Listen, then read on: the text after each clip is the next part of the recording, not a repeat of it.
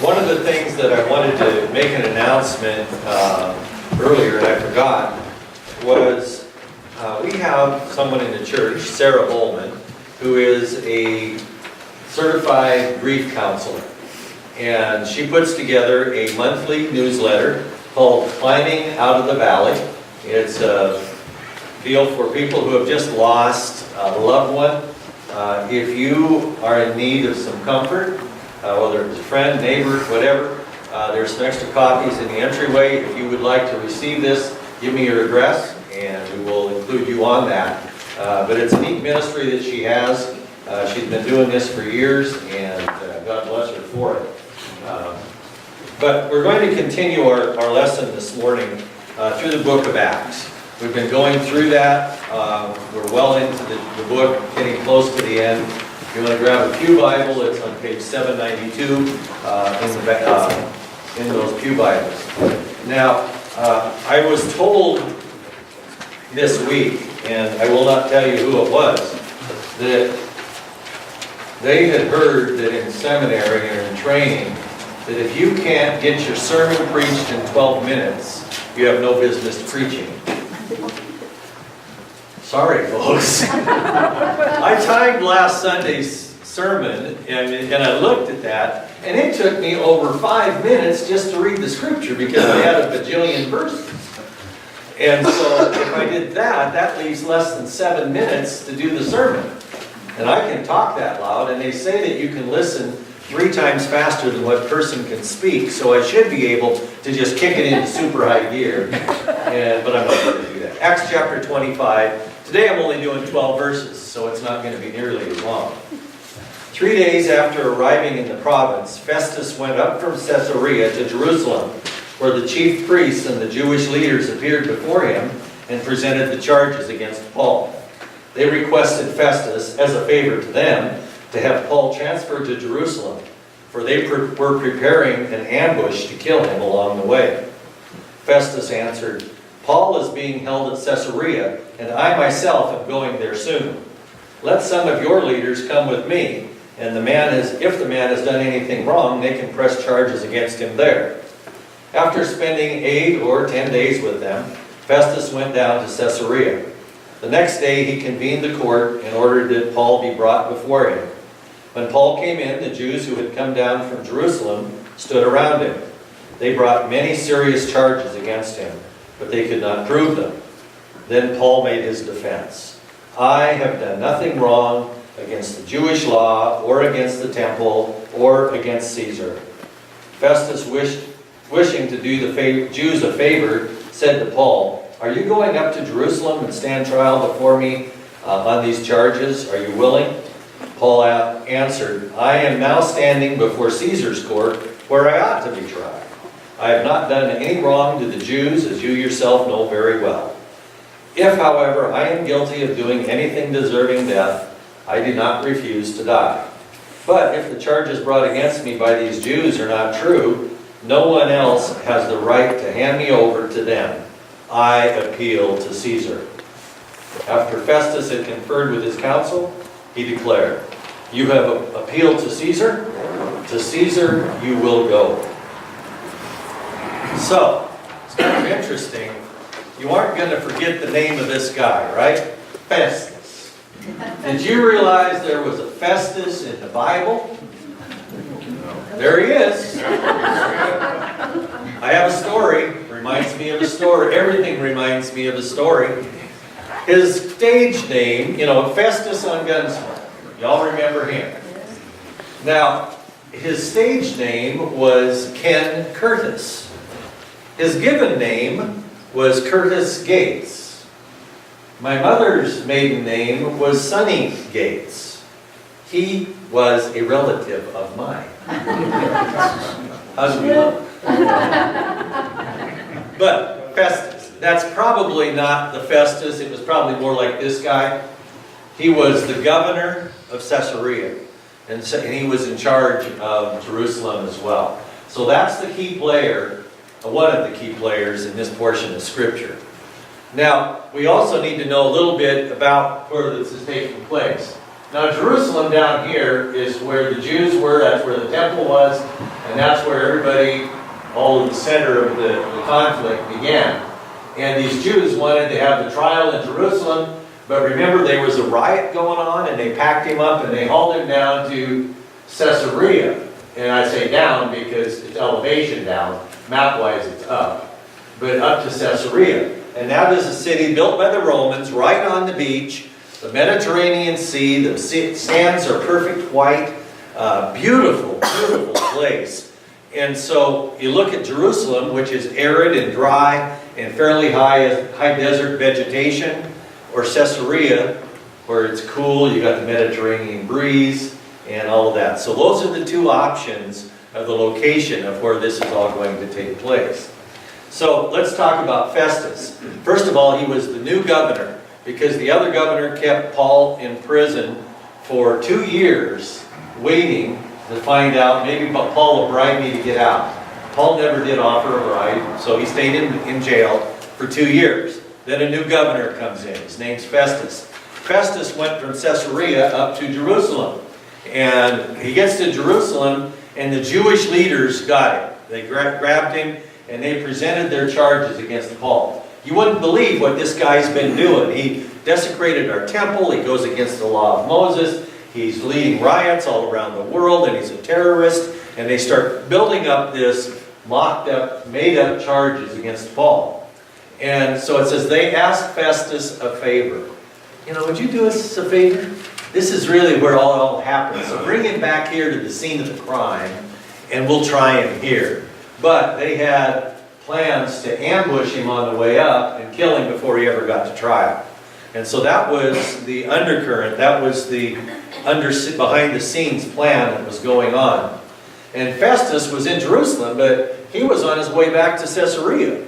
And it's like, let me think about that. You know, this Festus wasn't as dumb as his name suggests. You know, it's like, do I really stay in this high desert hot place? Or do I want to go back to the ocean? No, I'm not going to stay up here and do the trial here. If you guys want to charge him with stuff, you come back down to Caesarea. They'd already been there. 2 years earlier they'd been there, and they'd left Paul in prison all this time. Although he was in prison in Herod's palace, it was kind of a real classy place to be in prison. And it said Festus spent over a week with them. Now I wondered why the numbers, because I've never heard anybody say, well, 8 or 10. You know, because 8 or 9 or 9 or 10, but maybe it was just an even thing. 8 or 10. And so, but it's over a week. And so Festus, the governor, who's going to be the judge in the case, has spent over a week hobnobbing with his accusers, and now they're going to go back and have a fair trial. You know, something stinks. And so this is beginning to set up like there's really going to be some problems, and it happens. So this is trial number 2. The first one that he had, the judge said, I'll call on you when I have a more convenient time.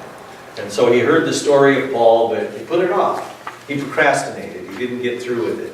This is the second trial against another governor, or under another governor. And Festus then convened court in Caesarea. And it says there that Paul was accused by a circle of Jews. Now that sounds to me a little bit like an ambush itself. I mean, you have the accused standing in court, and he's confronted by a circle of Jews. I mean, that's like, how am I going to get out of here?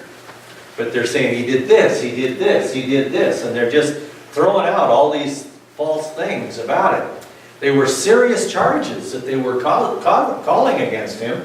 Yeah, he incites riots all around the world. He defies our laws. He's defiled our holy place, our temple. But none of them were provable, as Paul explained in his testimony a couple of chapters ago. They could not prove a single thing. So Paul's defense was this: I'm not guilty.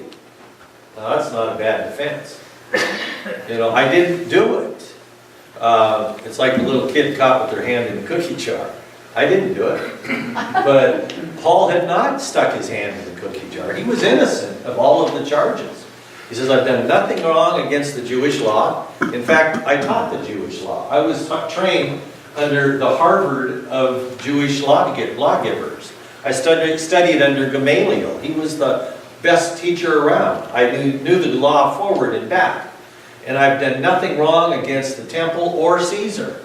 So I have not done anything that they're accusing me of. I'm not guilty. But unusually, politics get involved. Aren't you glad things have changed? Politics still get involved, don't they? About everything. Politics get involved here. Festus wanted to please the Jews. Well, duh. He spent 8 or 10 days cohorting with them in Jerusalem. I'm sure that they wined and dined him at the best places in town. They tried to convince them that they were right and nobody else knew anything. And so they are the leaders, and I'm the new governor. I want Caesar to find out that I'm working with these leaders of this religion that's there. He wanted to please the Jews. The last thing he wanted was a bunch of irate Jews getting back to Caesar saying, who is this clown that you sent down to be our new governor? But he wanted to please them. So he asked Paul, he says, could you go with me and go back to Jerusalem and we'll have your trial up there?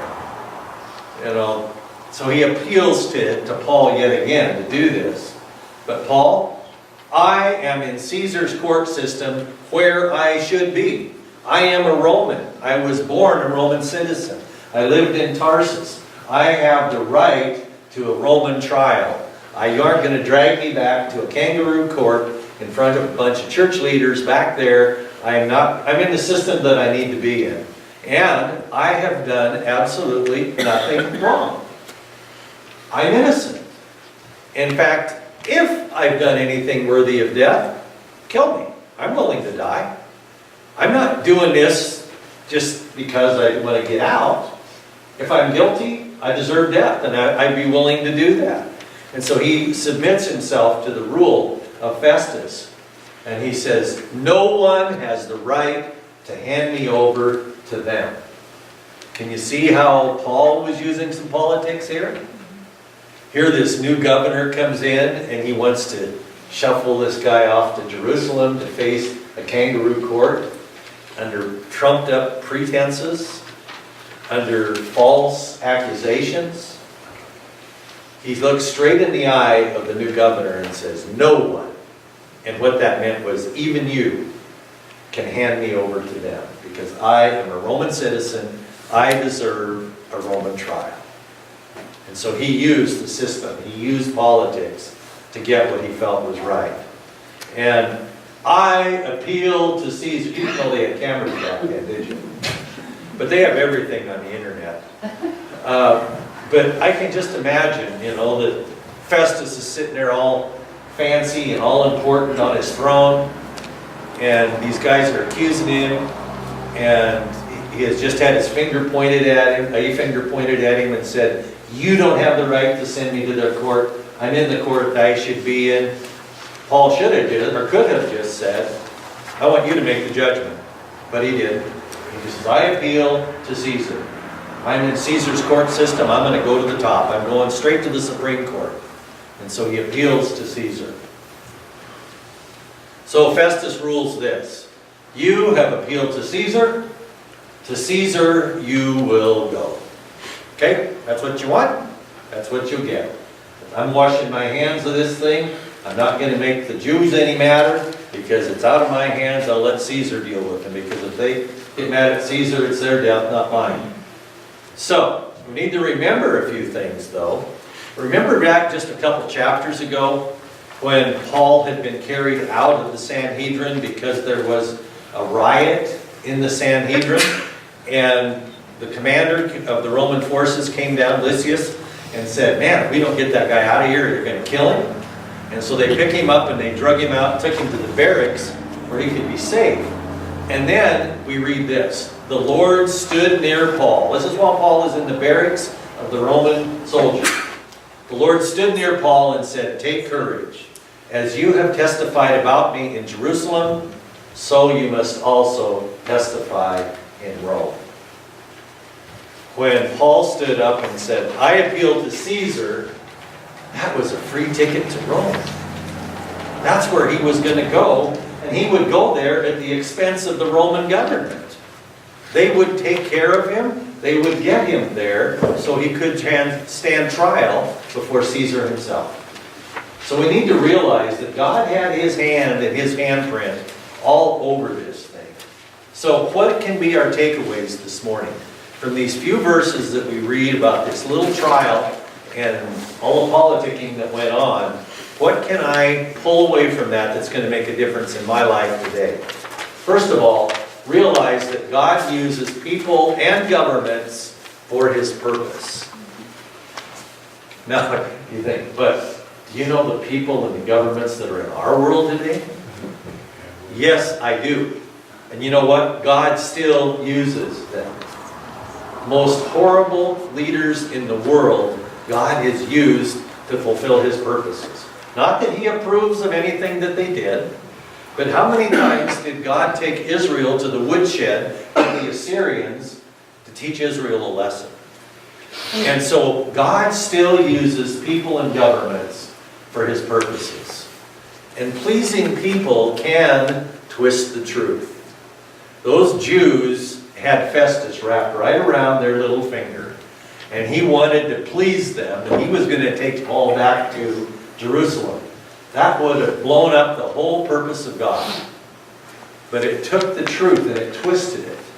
But pleasing people can twist the truth. So stand for the truth. Don't allow your desire to be liked, your desire to please people, to twist you into doing things that aren't correct. Live a life above reproach. If I lived the life that Paul lived, I could stand before a judge and say, I haven't done anything wrong. I can't say that. Because I look in my rearview mirror and I've done a lot of things wrong. And I happen to know that if you look in your rearview mirror, you see the same things. But I really messed up there. But I didn't do what I should have done there. But our goal is to live a life that is above reproach. That people can't attack us. If we're doing the right things, they still will attack, but they can't prove that anything was wrong. They attacked Paul, they just couldn't prove it. That's what it means to live above reproach. Not that people won't pick on you, because they will, but they can't prove it. Speak the truth. There's so much easier on the brain to speak the truth. I can't remember the first lie to make sure that my second lie lines up with my first lie. So if we just speak the truth, it flows so much easier. And it comes out. But always speak the truth as a follower of Christ. And trust God's promises.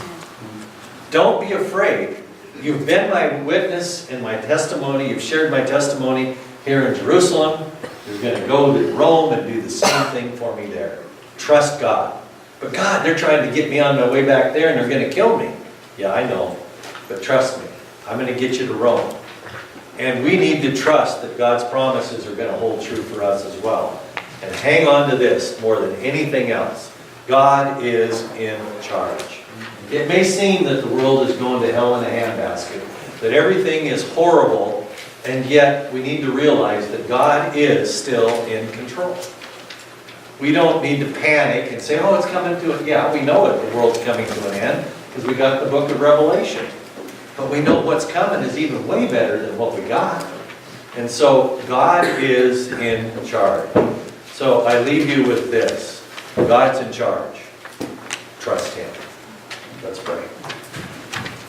Father, I thank you for the fact that you are a God that is sovereign, that you are king, that you are absolutely in charge of every part of our lives, of government, of every person on earth. We can't figure that out because it seems there's so much evil. But we realize that you don't allow anything to happen that you aren't aware of. And I ask that you would help us to stand firm, have absolute faith in your promises to us, to realize and to hang on to the truth that you are in charge. And Lord, I want to have faith and trust in you, but it's weak. I ask that you would increase my faith. Help each one of us to draw closer to you. And we pray this in the name of Jesus. Amen.